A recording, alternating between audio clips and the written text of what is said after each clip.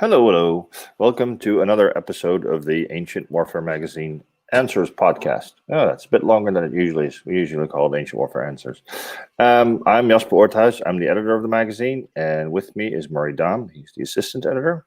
And today we're going to be talking about a question that was sent to us by, I'm going to see if I can find that real quick. Michael Ward on YouTube asked us, can we draw any parallels with the Celtic invasions of Greece and how they fought the Phalanx? Do we know how the Celts fought the Phalanx, Murray? Well, the very quick answer is no. We know that the Gallic invasion of Greece and Macedonia in 280 BC defeated the Phalanx. This, of course, is at the exact same time that Pyrrhus of Epirus is in southern Italy defeating the Roman legion in the very, very famous Pyrrhic victories. So he won, but he lost so many men that, famously said, if I have another victory like that, I'm lost. So what we know is that there's, at the time, of course, there is confusion and possibly a lapse in discipline in Macedonia and Greece. You've had Lysimachus's rule has collapsed there.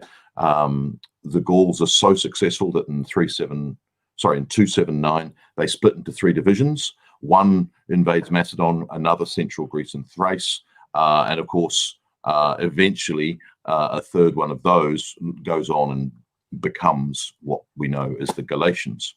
So we know that the Macedonian kings go against one of those divisions in Macedonia. Ptolemy Keranos goes against them with what we're told are poorly organized troops.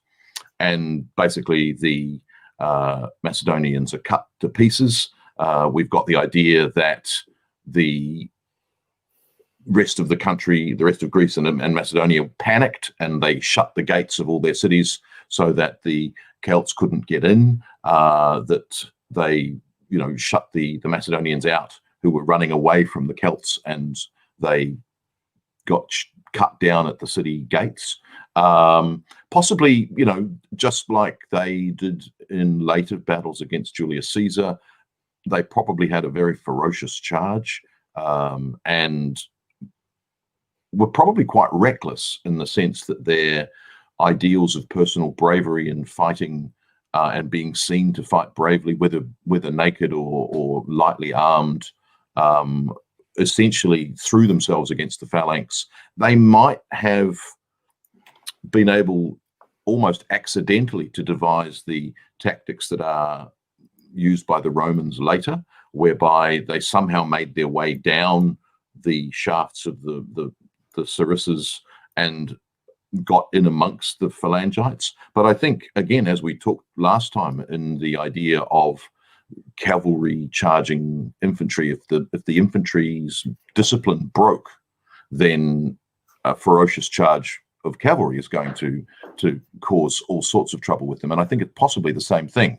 If you've got a ferocious charge of Celts coming at you with no concern for their personal safety and no sense of tactics, if you're a poorly disciplined and poorly organized Greek Macedonian phalanx, you could quite easily break and run. And if you break and run, the phalanx, the integrity of the phalanx is destroyed, and you've basically endangered the entire formation.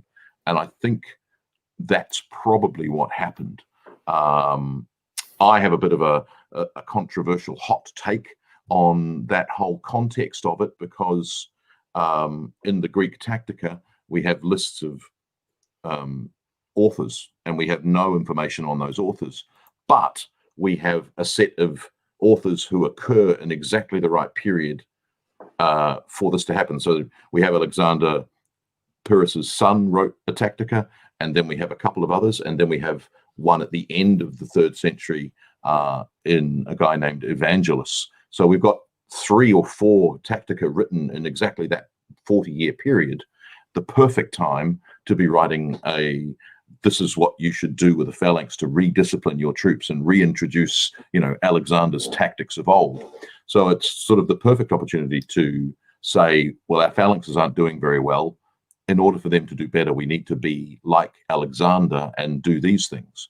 So I think that there's been a sort of a stagnation in the phalanx since the death of Alexander, because obviously the successor kingdoms, they only fight phalanxes. They fight the same formation as each other. And so when Pyrrhus goes to Italy, there's that sort of shock of the new, because suddenly the phalanx is not fighting a formation in the early legion like a phalanx. And so there has to be thought and innovation and different sort of tactics. And what we find from the end of the phalanx in the 2nd century BC, that when you've got kind of Scyphalae and Pydna, there isn't that sense of, I need to do something different. It's sort of like, this is the way a phalanx fights. It goes forward and it wins. And so when the Romans hit them in the flank, or they devise this idea of sidling down the spears and getting in amongst the phalangites, they are able to defeat the phalanx, and the phalanx collapses. And I think possibly you've got a sort of a precursor to that with the Celts, that they, for whatever reason, are able to disrupt the phalanx, whether it's through the ferocity of their charge that freaks out these ill-disciplined phalangites of Ptolemy, and the sort of other Greeks who aren't well trained at that point in time. And it's also that idea, of course, that Greece is not the hotbed of military action anymore. It's moved to Asia Minor and the Levant. So there's sort of this idea that maybe Greece is not a backwater. That's very harsh. And of course, it has just produced Pyrrhus of Epirus, so it's not completely useless. But I think there's that idea that the phalanx is not what it was in Macedonia, and when faced with these Celts who seem to have no concern for their own personal safety, I think the phalanx breaks and runs.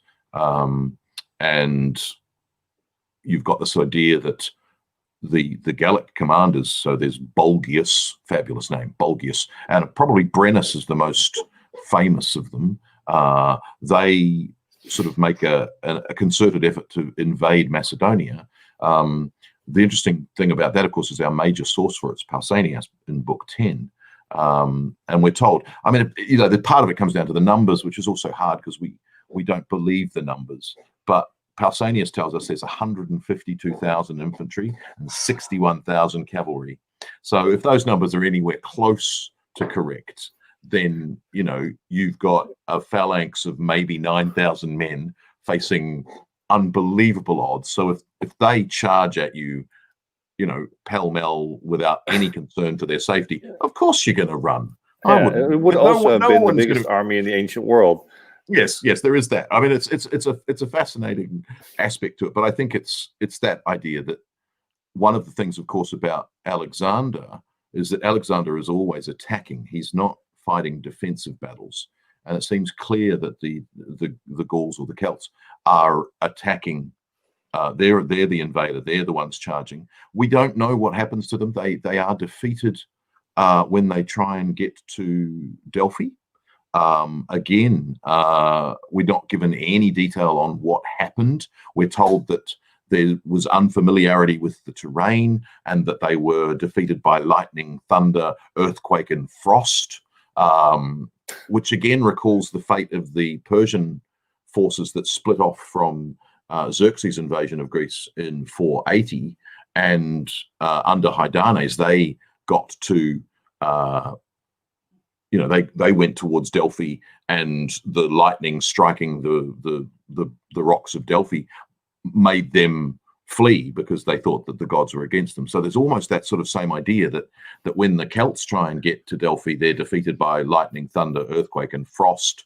And I think and is it Livy who talks about the Gauls' inability to deal with frost for whatever reason. You've got this idea that they're overtaken in the night, panicking, and they're slaughtered. But that's not a battle. That's a sort of a broken enemy running and sort of cut down in the night. But that was a complete sort of unexpected victory against the Celts, not one where the phalanx defeated it. And I think that we probably need to see the Gauls or the Celts' tactics being very similar to that sort of unstoppable charge that they make right through until the 1st century BC. You know, and it's built on personal bravery and a fearlessness that and lack of concern for personal safety that essentially would destroy the morale of the enemy in its sort of ferocity. All right. Thank you.